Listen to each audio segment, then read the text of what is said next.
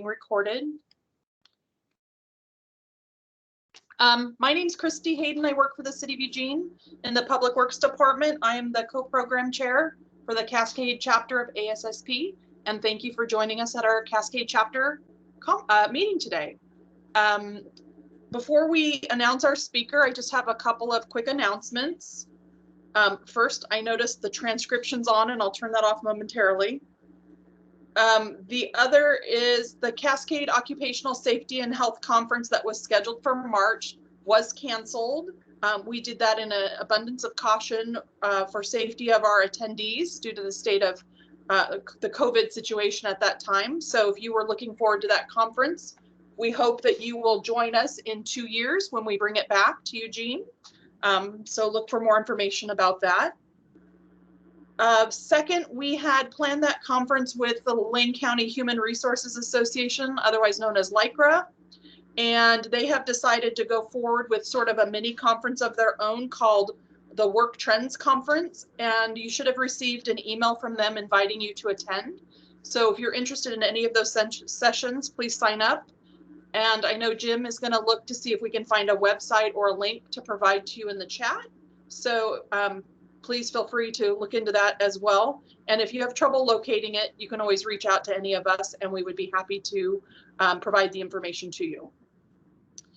And then the last announcement is we are at that time of year, we're about to elect new chapter officers. So we're interested in inviting any of you who would like to become chapter officers to put your name in the hat and consider running for a position. We've all learned a lot of things about safety and working collaboratively and about ASSP and the missions in these board meetings. And so I'd like to ask any of our board members if they would like to share their experience and what it's been like for them to work on the board.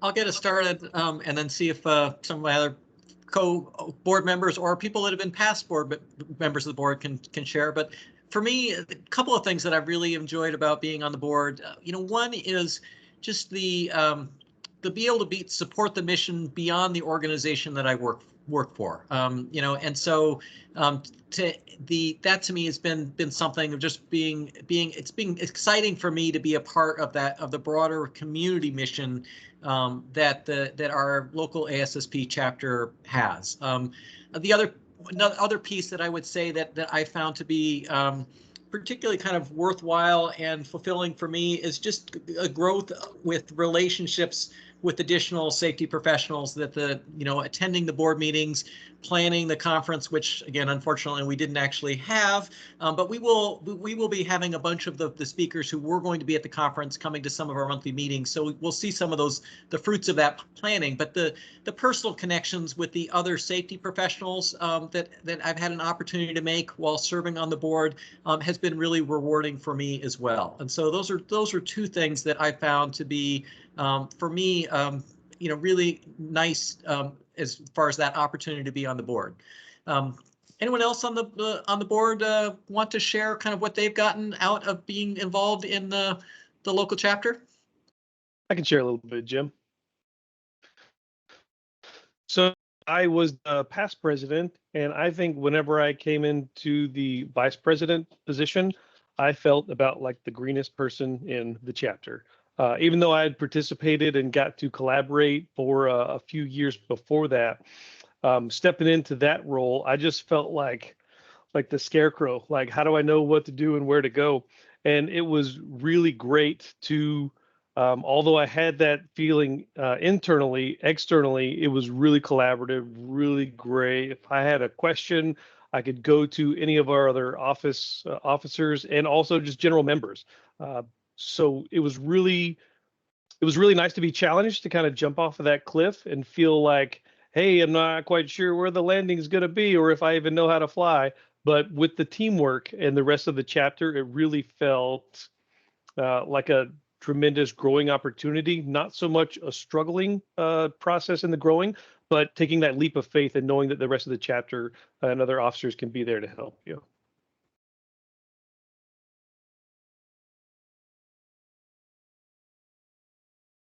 Yeah, and I'll just add, I came in as a new safety person with no background in safety. And so for me, it was like this warm embrace of people who wanted to help you solve the problems that you and your workforce were facing. And there weren't stupid questions. I even remember one member who, we were talking about silica exposure, and I was really learning about silica, and we were like sharing information that was really proprietary, but learning from it, but keeping those confidences, so we were learning and growing and being able to do all the things, but also building really trusting relationships. And that was really valuable. And even in being the program chair, co-program chair, it can be really hard to like cold call somebody and say, hey, come share your knowledge and experience with us. And the other members bring a whole bunch of information to the room, and it's not like you're ever alone. You're actually really in a really collaborative team where you're learning and growing together and pushing each other a little bit. And it's been just a really great experience. And anytime we're struggling, we can reach out to the network and say, hey, I'm struggling with this thing. Anybody got a resource, some knowledge, some learning, or some lessons learned you want me to avoid those pitfalls? And we share that information, and it's so meaningful. Looks like Jim has put his contact information in the chat. So if you are interested in becoming an officer, or just want to know what it's all about, or you're more interested in a short-term commitment for a project like planning a conference or a professional development training, please reach out. We'll happily help match your skills and interests with opportunities that are presented through ASSP. Yeah. Thank you all so much. And the elections will be coming up soon at a future monthly meeting, but we just want to get the word out and encourage people to start thinking about, hey, maybe I could be on the board. So Dennis, back to you, and then we'll introduce our speaker. Just real quick, for anyone that is maybe new and not quite sure, it's always okay to just sit in. If you're just like, I don't even know, or what do you guys even do, pull the curtain back a little bit. Just contact Jim with his information there, and you can just join the meeting. You don't have to say anything. Maybe a topic comes up that you're like, oh, I got a really good idea. So it's a completely collaborative zone. And if you want to just watch, that's fine, but anyone's invited to attend those board meetings. All right, great information. All right, so without further ado, let's kick off our presentation. Today, we're really excited to have Bryan Ortiz, who is the safety management consultant for the Associated General Contractors in Oregon, the Columbia chapter. We call him AGC. And the presentation is on reaching out to your Spanish-speaking workforce. And so without further ado, Bryan, I'll hand the floor to you.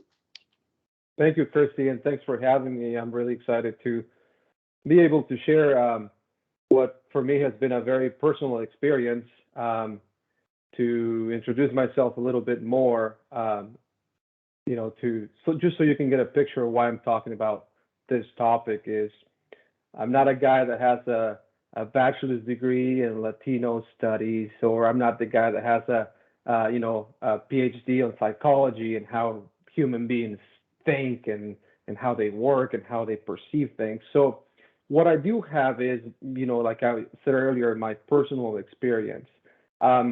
Just a little bit about me. I was born in Mexico City.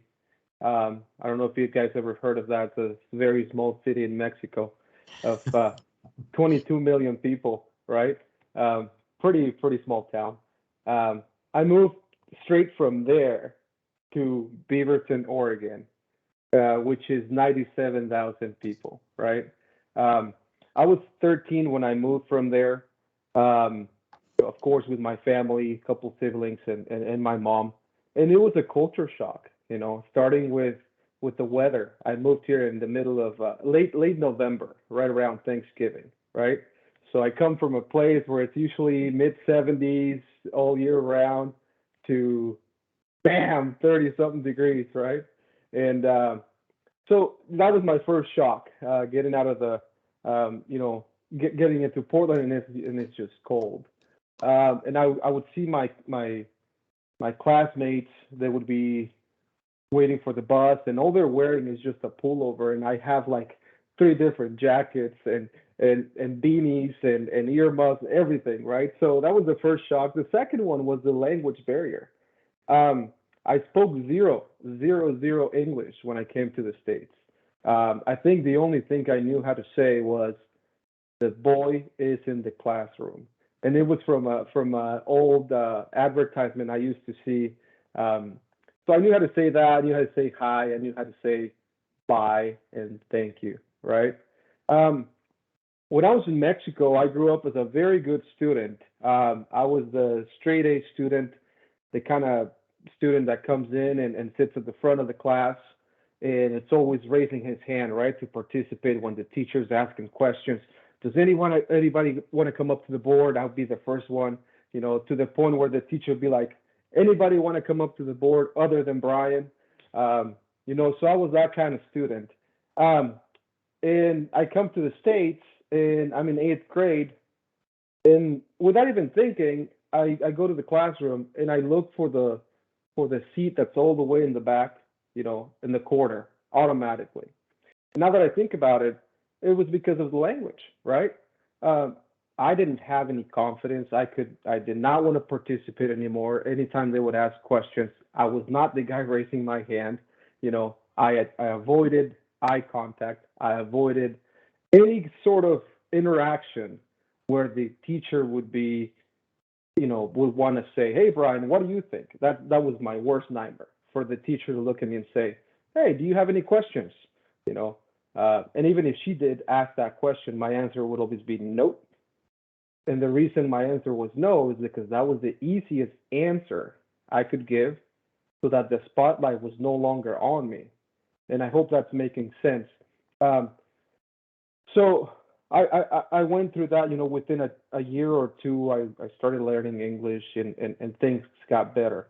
At that point, my favorite class was math, because numbers are numbers, right? There's no Spanish numbers and English numbers. They're just numbers. So, and I was pretty good at it. So whenever they would ask, "Does anybody want to solve this problem in the board?" I would actually go up and I would do it. But that was it. So anyways, that was me. I joined the workforce when I was about 18. Of course, I went into construction, right?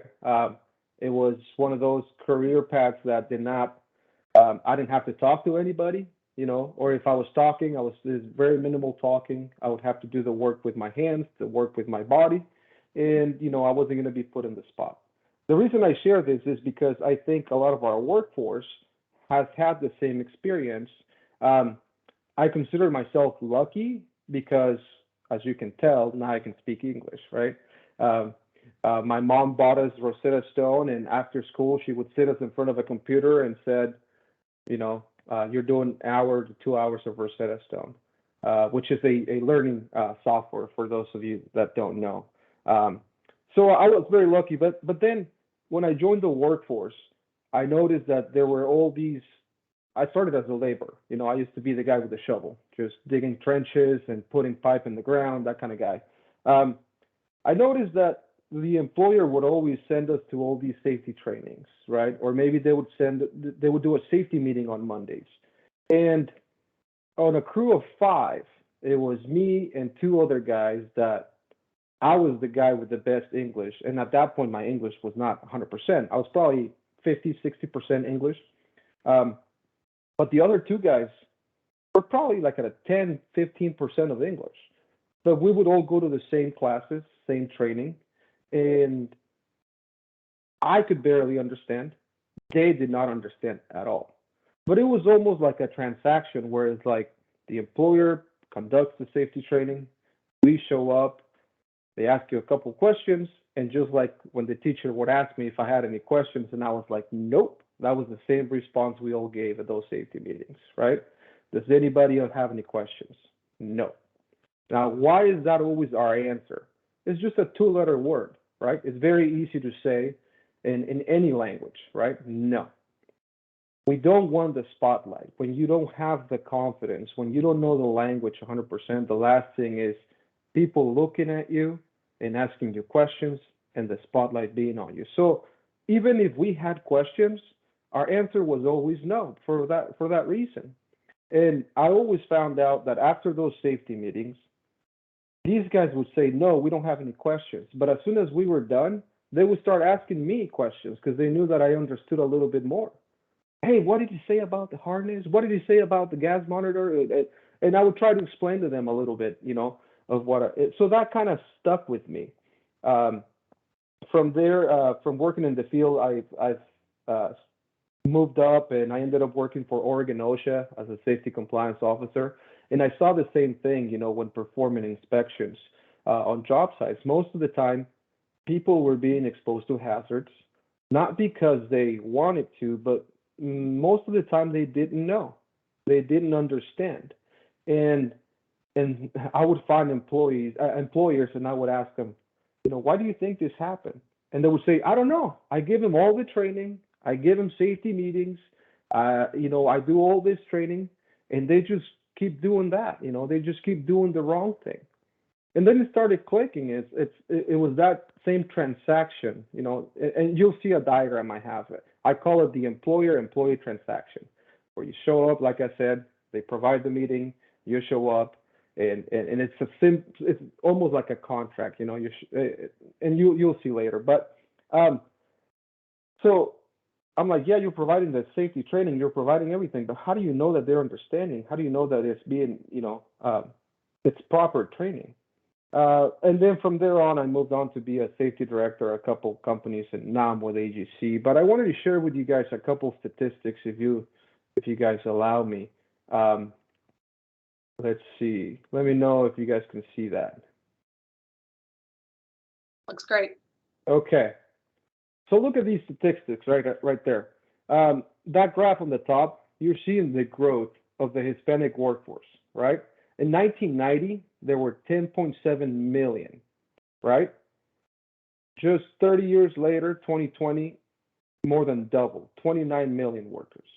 And it is projected by 2030, there will be 35.9 million, right? Now, I'm not saying all of these are Spanish speakers, but the majority of them are. On the bottom there, you can see the Hispanic proportion of the workforce has increased from 8.5% in 1990 to 18%, and now it's projected that 1 out of every 5 workers by 2030 will be Hispanic, which could mean that they speak English, or that they don't speak English, or that English is their second language, right? This on the upper left corner right there, I find that one very, very impactful. 78%. Hispanics are projected to account for 78% of the net new workers, right? We're having a labor shortage, right? Everyone's hurting for workers and everyone is hiring. 78% of those new workers from 2020 to 2030 is projected to be Hispanics, right? And then on the bottom there, there's a couple statistics about growth. On the upper right corner, you can see the median age of Hispanics in the labor workforce is 38.5% compared to 42 years old. 38.5 years old compared to 42 years old for the entire population. And then these are just where most of the Hispanic workers are concentrated, which is the farming, fishing, and forestry industry. 43% of our Hispanics. Building and grounds, cleaning and maintenance, 37.9%. Construction and excavation or extraction, where I come from, it's 35.7%.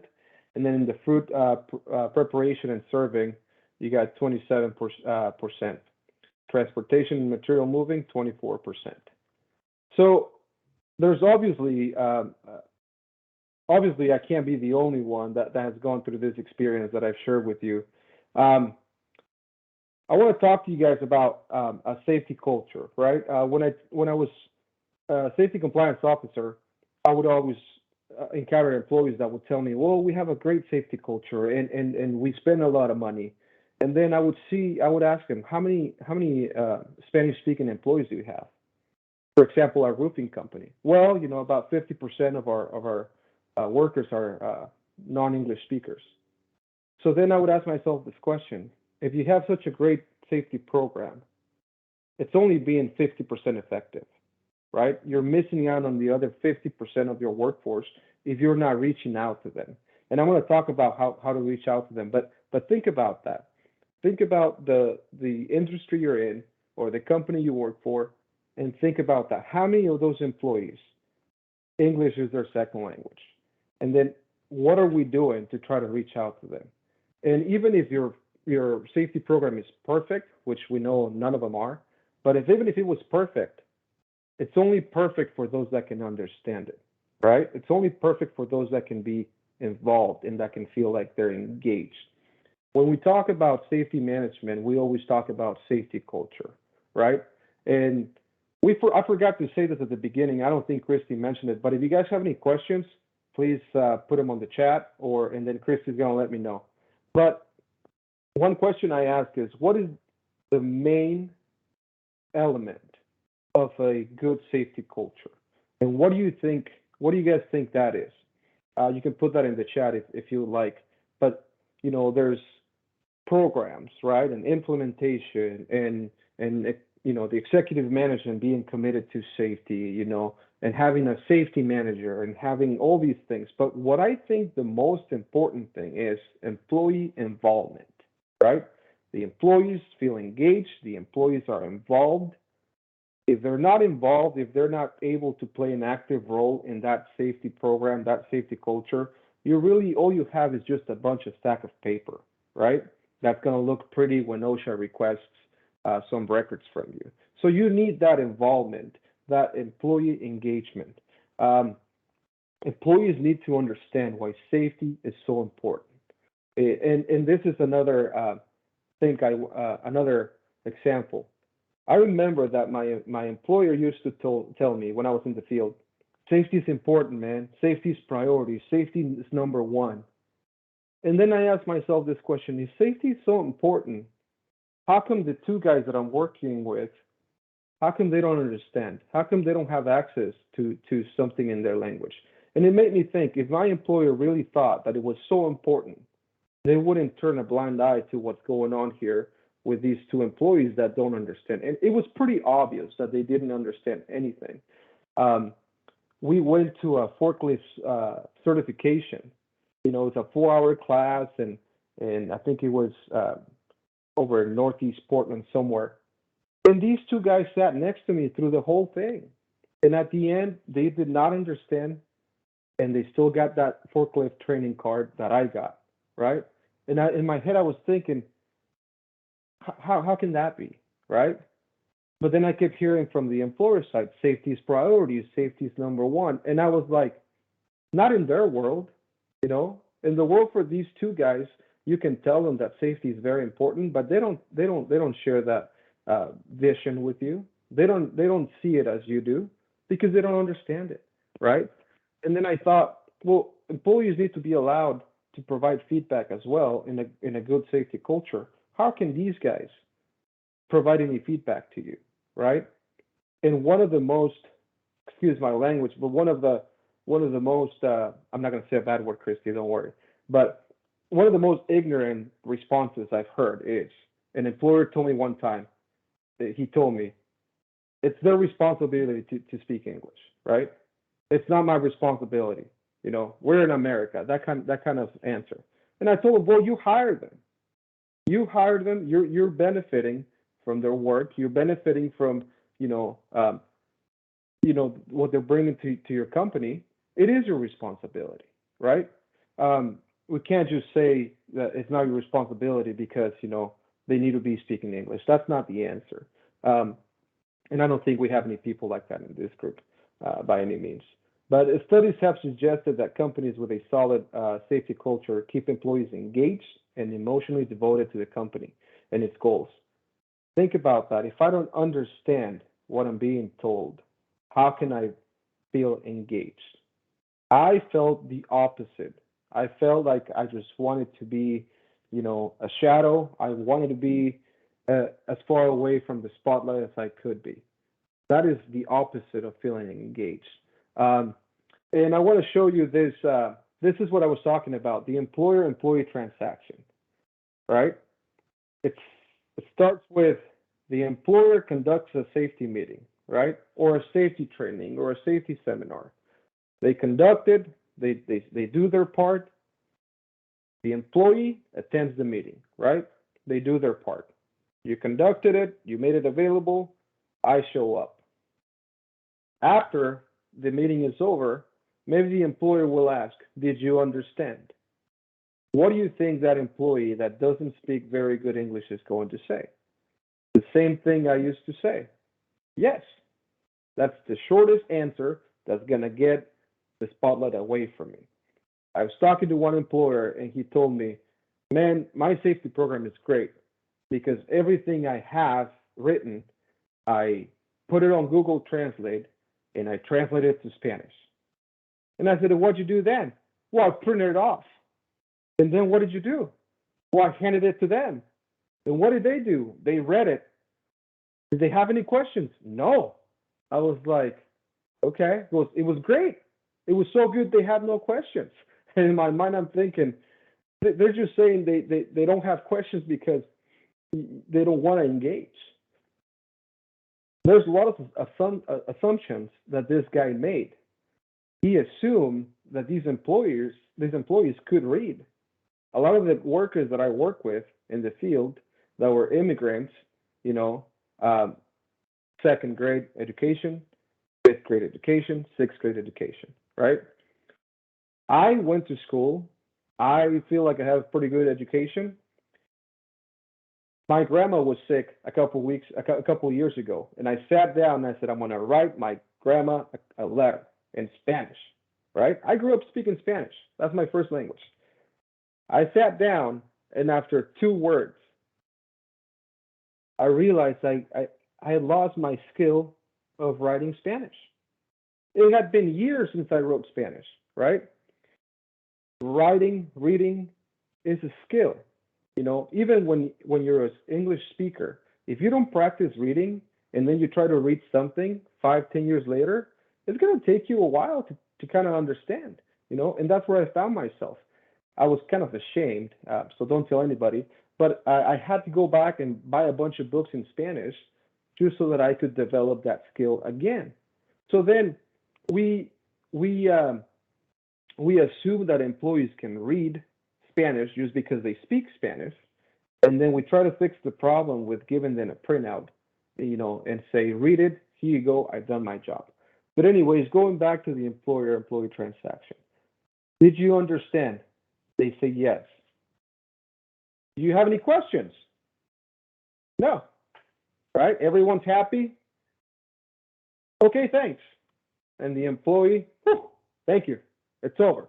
But now this is what's going on and what they're thinking in their heads. From my experience, the employer conducts a safety meeting and they wonder if they understand. Man, I wonder if they understand. I've been in this position where I'm conducting a safety meeting in English and I see a couple employees and I'm like, I can see that maybe they're not understanding, right? The employee is thinking, please don't make eye contact.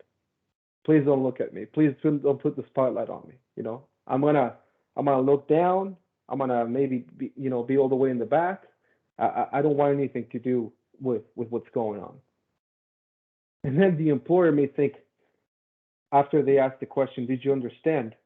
Well, what if he says no? What happens then? You know, if you say, hey man, did you understand what I just told you? What if instead of saying yes, they said no? And maybe you don't speak Spanish, right? Did you understand? The employee is thinking, oh crap, here comes some questions. Now the spotlight's on me. And he goes, yes, get it off me. Do you have any questions? Now the employer may be thinking, God, please say no, because if you say yes, I'm not going to be able to answer these questions for you because I don't speak Spanish, right? So please say no. And the employee says no. And he's thinking, please don't ask me any more questions. I'm good. Let's get this over with. The employer thinks, phew, dodge the bullet. What do you think the employee's thinking? Same thing. You know, so they go their separate ways. Everyone's happy. But what happened with the pandemic, here's something that I saw that it was very, very interesting. There's this level of how comfortable you are stepping out into that zone where you're going to put yourself out there on the spotlight. Most of the time, we're not willing to cross that line, right? Because when you're talking about ladders, we think, well, I know how to work with a ladder. Or you're talking about, trips and falls, and you think, I know how to take care of myself, so don't worry about that. So I'm not going to step out into that zone just for little things. What happened with the pandemic was, now there was a invisible virus, right? That now you could take it home to your family. And if you know anything about our culture, don't mess with our families, right? If you've been around the Latino, Hispanic community, family is like right there, right? So now all of a sudden they're telling you, hey man, just by you showing up to work and being around people, you could be taking this back to your wife. You could be taking this back to your kids, to your grandma, right? So what I saw in the pandemic is I saw a lot of these employees willing to cross that line onto the spotlight to say, hey, you know what? I do have a question. You know, I do. Pacific time. Is that a question? 1-222-87. You don't have that. We have somebody's got their microphone on. Looks like. Oh, I'm sorry. I thought good. someone was trying to ask a question. Nope. So okay. what I saw with the pandemic is now employees are willing to take that risk of being uncomfortable, right? And raising their hands like, hey, wait a second. So I do have a question about that. You know, I do want more information about that. And what I saw on the employer side is they were not prepared to answer those questions. They were not prepared for that level of engagement. So what did we do? We started going to Google Translate, or we started just looking up stuff, and nobody was ready for that. Let me tell you, Google Translate is not, if you go in there and try to put something and translate it and hand it to somebody, they're not going to understand what's in there, okay? It's especially, I mean, you talk to people from Argentina, their Spanish may be a little different than people from Chile or people from Ecuador, people from Mexico, right? So just a couple words can make a big difference, right? I had a friend from Argentina, and we used to live together when we were younger. And one day I came in and I said, hey, I want to go get some food.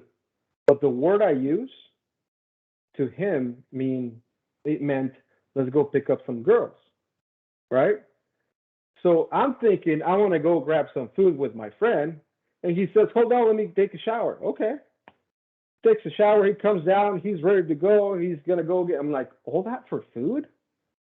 So we get in the car and we go to the restaurant. And he's like, here?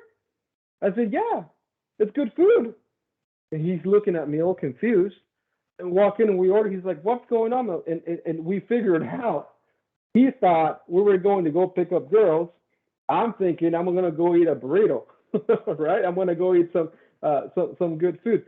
So there's, don't use Google Translate, because you may end up in a situation like this.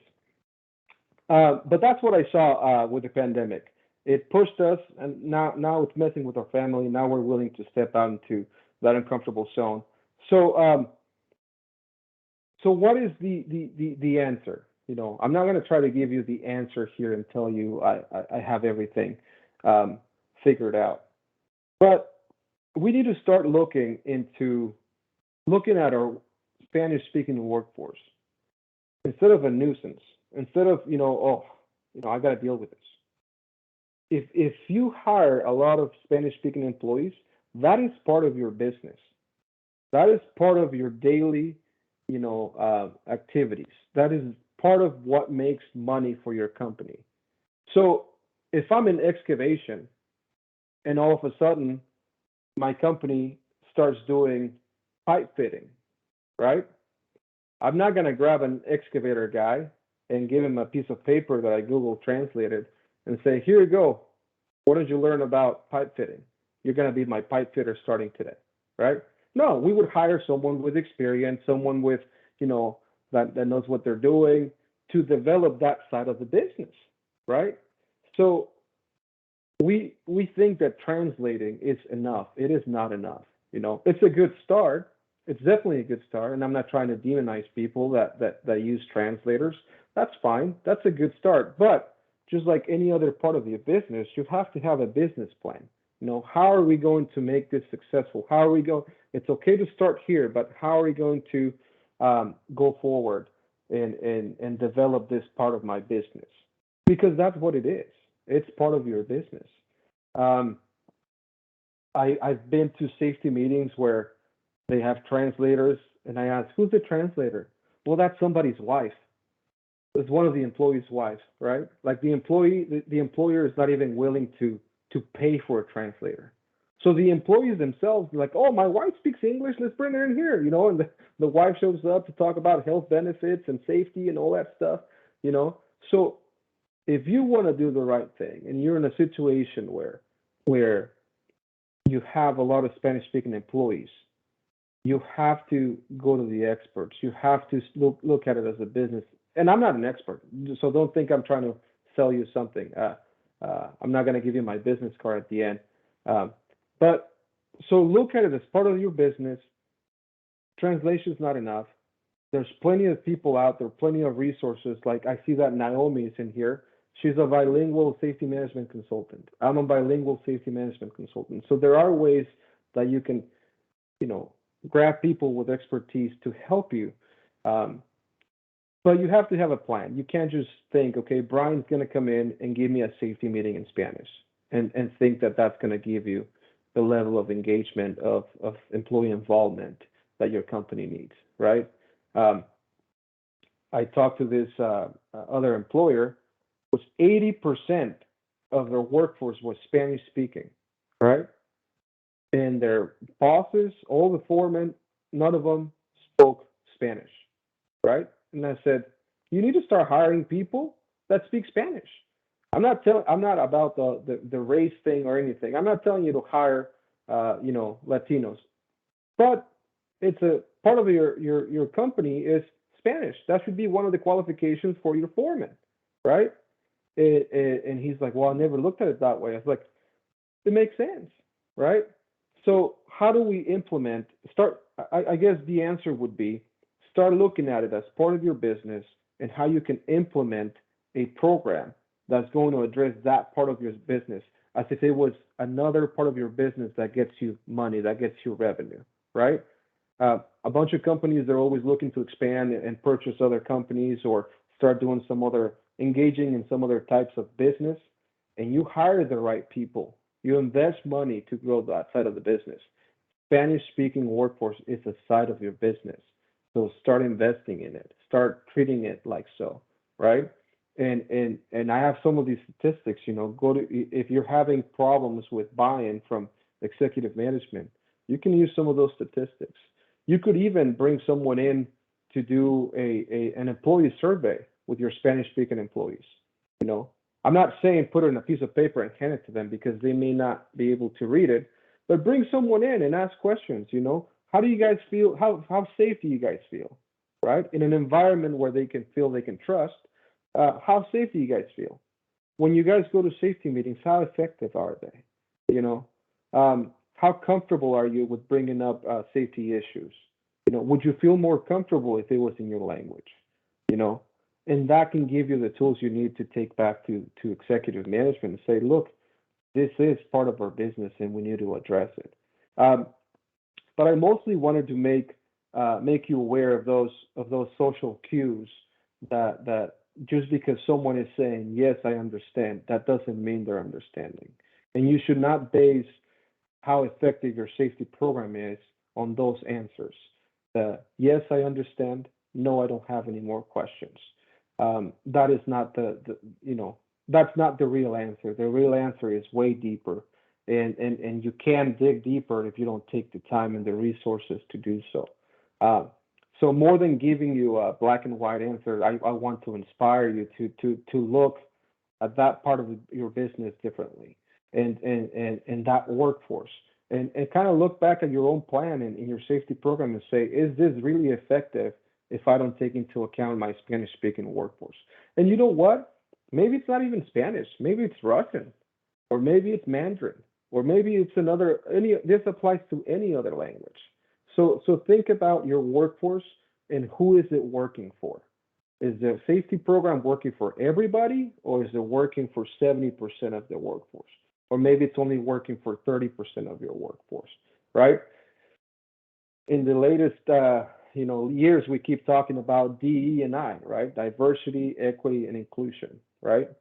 To me, that is great in safety. Equity means equal opportunity to me. So do these people have the equal opportunity to learn about fall protection?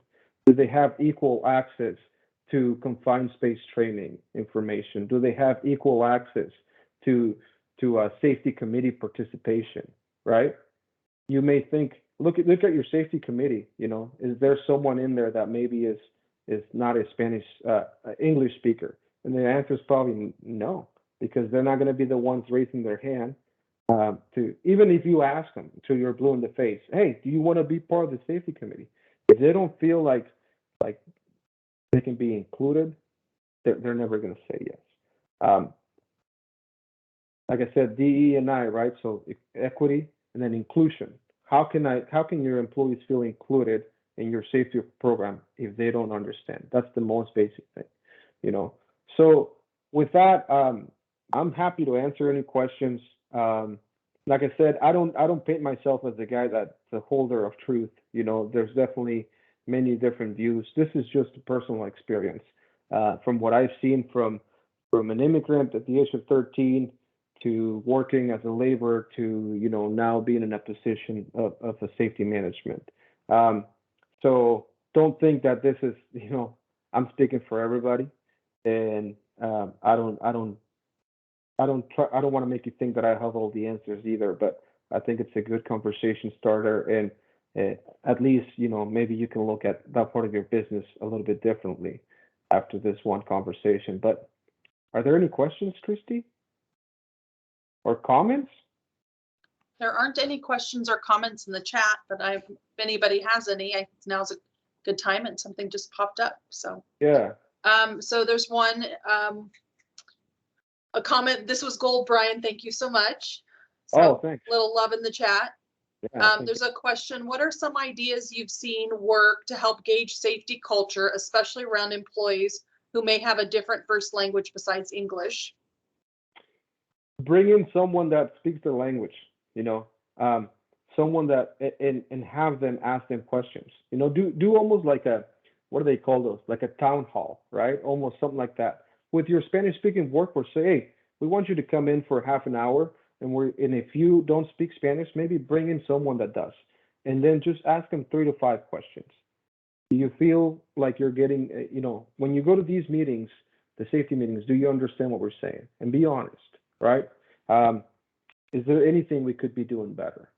How can I make you feel more included when we're talking about safety?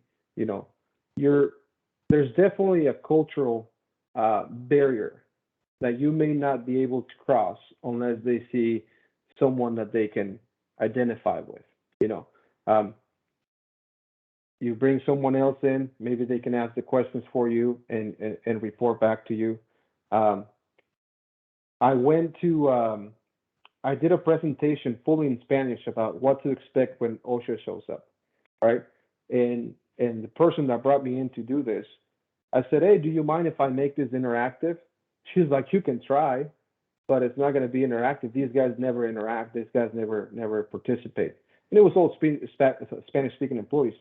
Within 3 minutes, people were like laughing and raising their questions and participating. And she's like, well, how'd you do that? I said, all it takes is, a little bit of connection there. Of course, they're not participating when you're speaking English because they can't, So I hope that answers the question. And I'm happy, if you want to send my contact out there and we can talk about more specifics. I work for AGC. I don't have my own company, so don't feel like I'm trying to sell you any services or anything.